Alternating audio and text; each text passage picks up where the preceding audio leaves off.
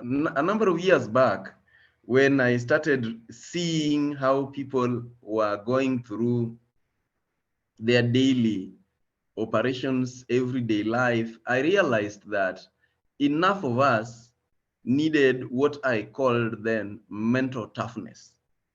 And that mental toughness grew into, now I started talking about emotional intelligence. And that emotional intelligence, by the way, I had not read it anywhere in any book.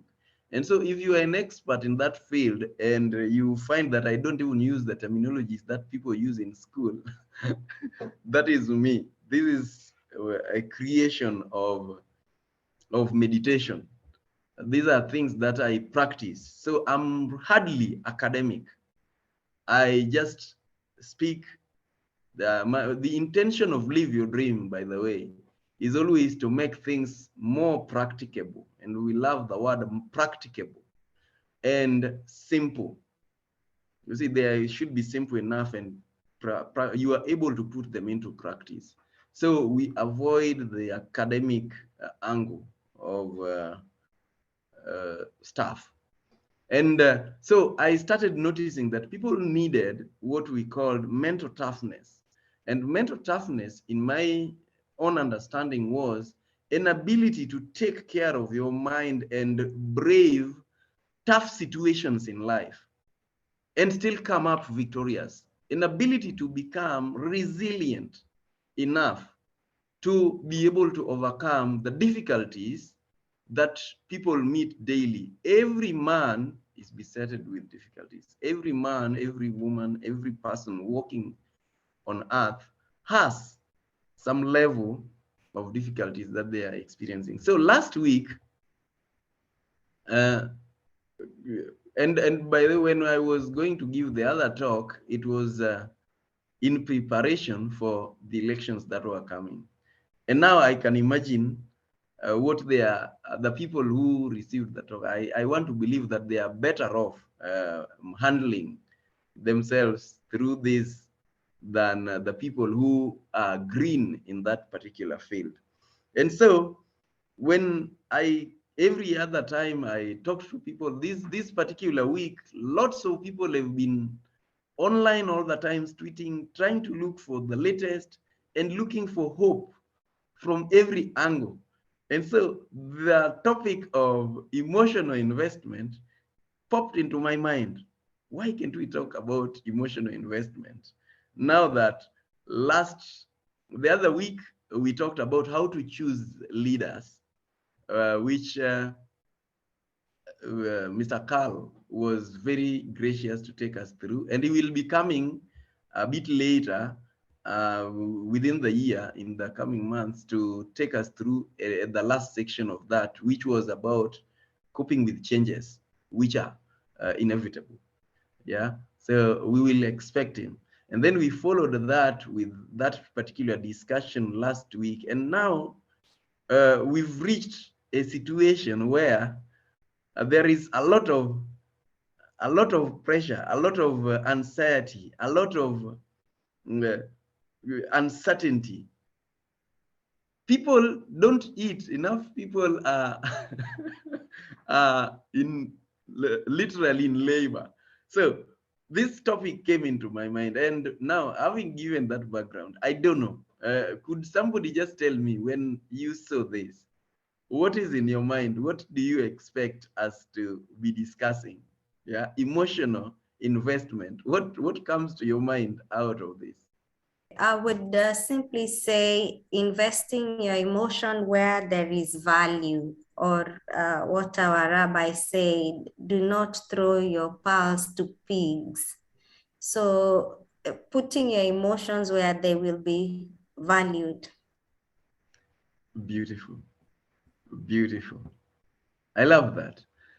And I love the example you're giving in the Bible that talks about throwing pearls to pigs. Yeah, pearls are precious things. Yeah, beautiful. Any other person would like to say something about the same? Emotional investment. Yes, what's in your mind? What would you expect? Well, I would think when you talk about investment, Mhm. my perception would be investing. Okay, well, okay, putting your mind and thinking about bigger things, things that have value in your life and have an impact, instead of thinking about thoughts and things that will not add value, things that will give you unnecessary stress, but investing in something that is of value. Thank you. Putting your, somebody used to say, putting your mouth where your money is, or money where your mouth is. Yeah. But it's directing your emotions to be able to achieve something. And I took the two words, and I know it's not really a new terminology out there. Most likely it's been discussed in different quarters.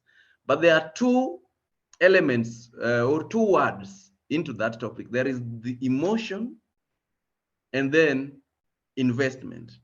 And what we know about investment is we invest, we put something in order to get a reward. So in this case, the angle we are going to pick is how do we invest wisely our emotions?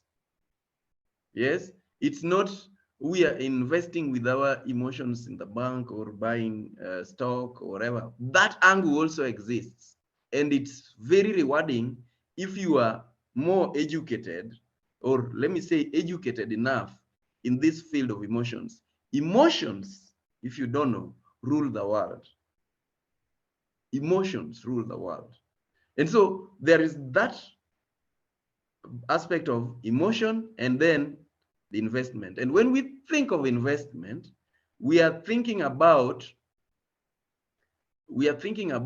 putting something into a venture that is going to give us a reward, and possibly a bigger reward than what we put in. So how do we invest our emotions, or how do we choose to invest our emotions? The problem is most of us haven't learned that our emotions are investable, and that lots of the results that we see are results that come out of our emotions. It's said that human beings are actually spiritual beings going through human experiences. And what makes us human is really our emotions. Otherwise, we would be any other animal. We would be a cow, we would be maybe a tree, we would be any other. But it is our emotions that really make us human beings. If we become people who cannot feel any emotion, you don't feel any emotion of love, or anger, or sadness, or joy, all these other things, you cannot respond to emotions, then you've become more or less dead. You're like a tree. You see, you're like a cow or something. So what makes us human are our emotions. Now, here's the other thing, that our emotions, that word emotion has that part, motion. If you think of motion, you think of activity, you think of movement. And by the way, I'd like you to pick it from that angle, that these emotions literally produce motion in us. They produce activity, they produce action, they determine our activities. They determine what we are going to do next. And so if we do not learn how to appropriately align them or invest them, then we are likely to get the results that we do not want. We are not likely to reap the benefit of investing our emotions. So the question is, how do we invest our emotions? I'd like us to think of a bank account. A bank account where there is the deposit and there is withdrawal. When you deposit more than you withdraw, then you will always have some positive balance. When you withdraw more than you deposit, you are likely going to have an overdraft. If you have that facility, you know, not everyone can access overdraft depending on the type of account you are operating. Or you're going to always have some negative balance and you're always anxious and struggling. So if we think in that aspect and we think of books of accounts, including balance sheet and cash in, cash out and all that for people who are in business, how, therefore, should we invest our emotions?